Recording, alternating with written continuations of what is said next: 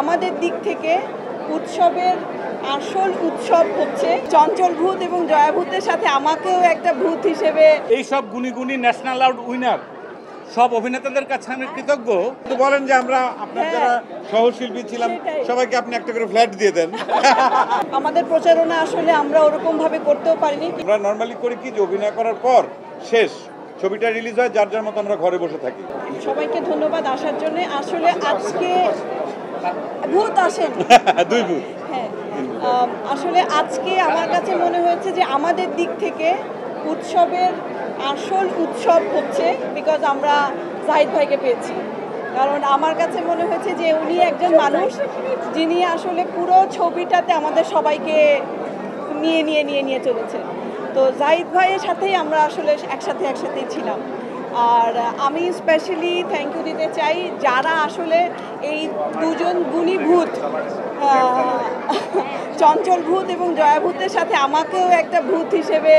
আচ্ছা, আমি মাঝখানে একটা কথা মনে পড়েছে, আমার ওর কথা বলে আবার একটু আসলাম।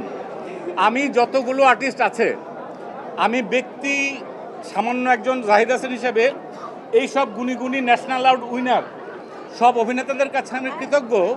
কারণ সাধারণত আমরা কি দেখি যে একটা ছবিতে একটা কাজে যে সেন্ট্রাল ক্যারেক্টার থাকে তাছাড়া অন্যান্য সবাই ঠিক মতো করতে চায় না, কিন্তু এনারা এক একজন সব 100 পাওয়া মানুষ। তারা যে সব আমার কথায় আমার সাথে কাজ করেছে, সেই জন্য আমি তাদের প্রতি অনেক কৃতজ্ঞ, সব সময় কৃতজ্ঞ। পারলে জীবনে শোধ করে দেবো, অসুবিধা নাই। না, আপনি এত কিছু বলেন, আপনি শুধু বলেন যে আমরা আপনার যারা সহশিল্পী ছিলাম সবাইকে আপনি একটা করে ফ্ল্যাট দিয়ে দেন। না, ওইটাই আর কি, যে এই দুই গুণী ভূতের সাথে যে আমাকে একজন ভূত মানে সংযুক্ত করার যে ওনারা আমাকে নিয়েছেন, সেটার জন্য আমি আসলে অনেক ধন্যবাদ। এবং যাদেরকে ধন্যবাদ না দিলেই না, তারা হচ্ছে আমাদের এই সাংবাদিক ভাইরা, বোনরা এবং আমাদের দর্শক।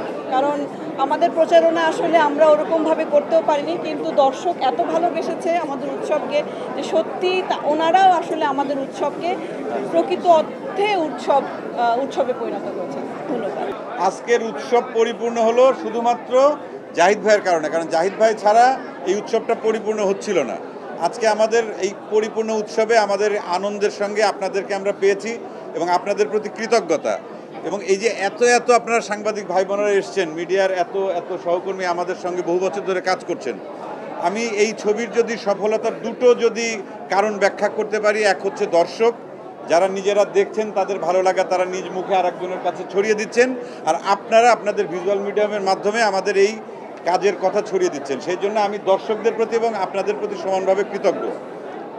আর আমরা যারা একসঙ্গে কাজ করেছি, আপনারা যে সাপোর্টটা দিলেন, দর্শক যে সাপোর্ট দিচ্ছেন এখনও, ভবিষ্যতে যদি দেন আমরা আরও ভালো কাজ করার চেষ্টা করবো, এটুকু শুধু বলতে পারি।